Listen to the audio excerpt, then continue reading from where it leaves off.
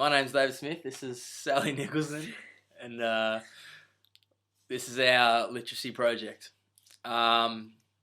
Basically, the literacy project we've decided to do is about me when I was in Year 7, and we had to do a reading group called Shared Literature in Year 7, and we're going to talk about what I struggle with and why, and with the help of Sally, since her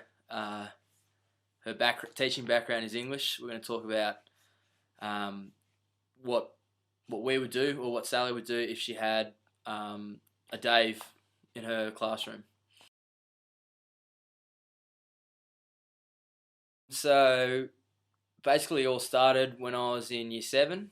It was the start of the year, and for English we had there was a set teacher that used to go around all the different Year 7 English classes, and on a different day she would do shared literature. So from what I remember, it was an 8-day cycle. So day 1 she would come in with a box of books, hand the books out, or the students were allowed to choose a book that they liked the look of, and not too sure if the rest of the lesson was spent reading or if that was her job done. We'd all sit in a circle, and if it was my turn, I'd stand up, talk about what the book was about, and Mrs. Bridle would ask me a few questions just to see if I'd understood the book, if I even read the book at all. And in most cases, I hadn't read the book. Alright, so before I get into the strategies that Dave used to get out of reading, I just wanted to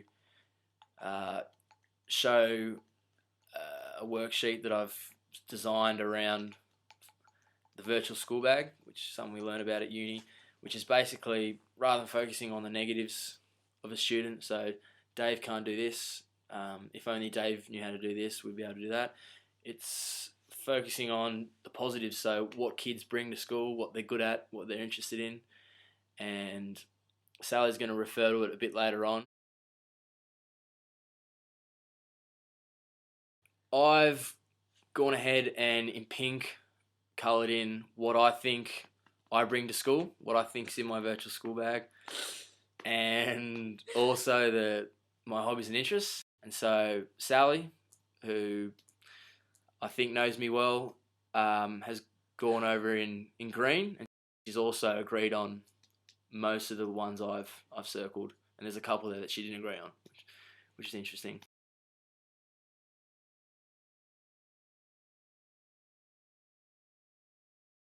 So now I'm going to talk about the avoiding strategies that Dave used, and not just me, but I'm sure other students in that year and other students at all other schools in all different disciplines will use. But I used to use my peers as a resource a lot. As the weeks went by, the books had been read by more and more students, so it was easier to go around and ask questions at lunchtime before class to all my peers, and they would tell me all about the book and everything I needed to know. I used to use SparkNotes a fair bit.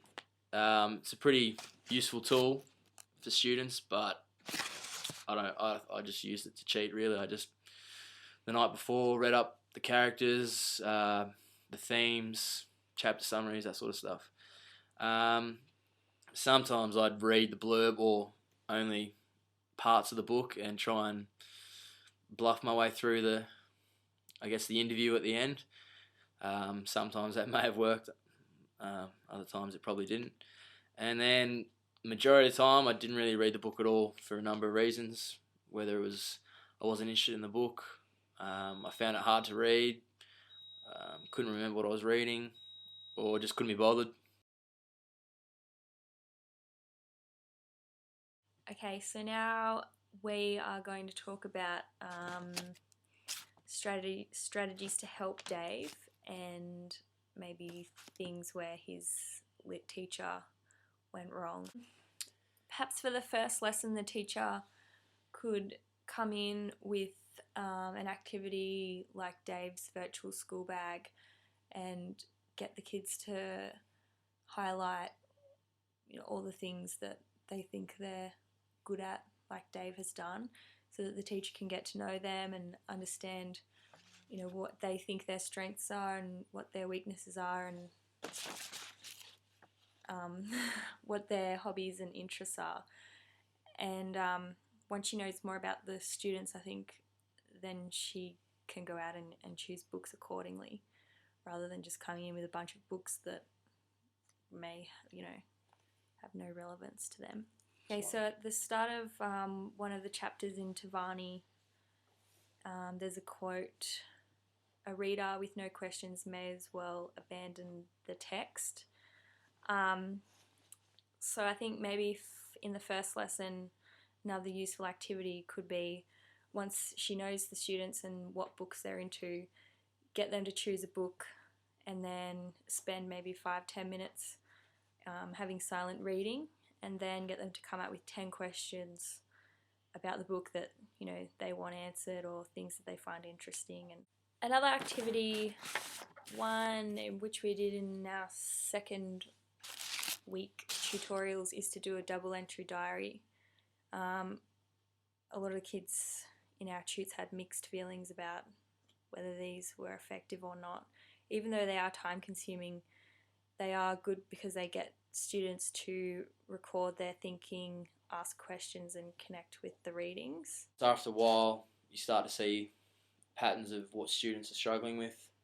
Then you can maybe design a program just for them, and the rest of the class don't have to know about it. So if I was just to read the first chapter of a book in a whole 8-day cycle, you just go and ask Mrs. Bridle just for this, for Dave, asking questions that are only in the first chapter, and then work on from that. Like, if there is like a range of student capabilities within the class, you could separate the boxes like according to difficulty. So you could have a box full of relatively easy books to read for the students who are struggling, and then some harder books for the kids who find reading quite easy. Which is something Tavani talks about as well. Text sets, I think. Sets. Another thing that is really important when it comes to reading and getting kids engaged and helping them understand what's going on in the book is for them firstly to know the context. So another activity could maybe be spending half the lesson in the library and getting them to do some research on this, like the context of the book, so where it was set, what was going on at that time, and who's in it, where is it, things like that. Another idea, if you have students like Dave who are interested in specific things like sport or cooking or art or something, and they're really struggling with reading novels and connecting with what's going on, you could maybe, like if you had a student who was interested in cooking, you could allow them to read a recipe book, and it might be worthwhile setting up like creating a comprehension type sheet.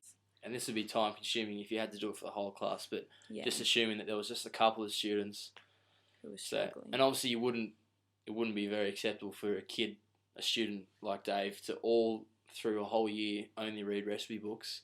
But it could start off with just in the beginning, the recipe book, and then the next week he might go and find a book about cooking, or an autobiography about one of his favourite chefs, the Jamie Oliver book, and then slowly work into some more, just some higher level books. That's another good thing about the virtual school bag, when you get the teacher to go back over and circle things that they feel the student can do. When the student reads this, it gives them a bit more confidence. They feel a bit better because there's things on there that, they doubted, but the teacher's saying that they can actually do. Yeah. So that's why this could be done by a number of people. You could get the student themselves to do it, and then get their best friend, their parents, their tutor group, partial carer, that sort of thing. Just so you don't want to end up having the whole page coloured in. But if I was just to do it, especially in year 7, I probably would have sold myself pretty short. So that's why when I've done it here, Sally's gone over and added some things that I might not think I'm good at.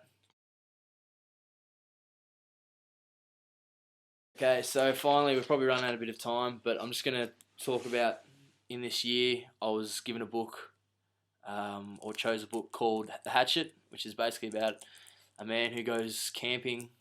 Um, he loses most of his equipment and he's left with just this one tool, which is a hatchet. And the whole book's about him surviving um, just with his hatchet. And if we had done the virtual school bag at the start of year 7, it's probably no surprise that Dave was interested in this book because, you know, it's real hands-on, moving physically, building things, all these sort of things, outdoors, all these sort of things that I'm looking at right now on my virtual school bag. So it's no surprise I was engaged with this book. So that makes me sort of think to myself that, you know, I read the book in a couple of days because I was just loving it. And then I went back to reading a book the next cycle and probably didn't read it at all and ended up getting sent out again. So it's just proof that it wasn't my ability that was letting me down. It was just the fact that either I couldn't engage through poor attitude, maybe not the right selection of books, lack of interest, lack of confidence. So that was just a quick example of, you know, an example of me engaging in a book and really enjoying it. Not because it was an easy book to read, but just because through, you know, using my virtual school bag, if I was given a book about science fiction, I probably wouldn't read it.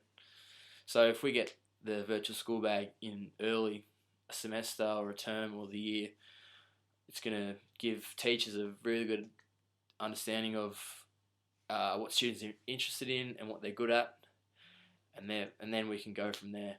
And it also gives off a pretty good indication of how the student learns as well. Like, we can see that Dave's probably very creative, hands-on, whereas if I were to do the virtual school bag, it would reflect maybe more structural, organised.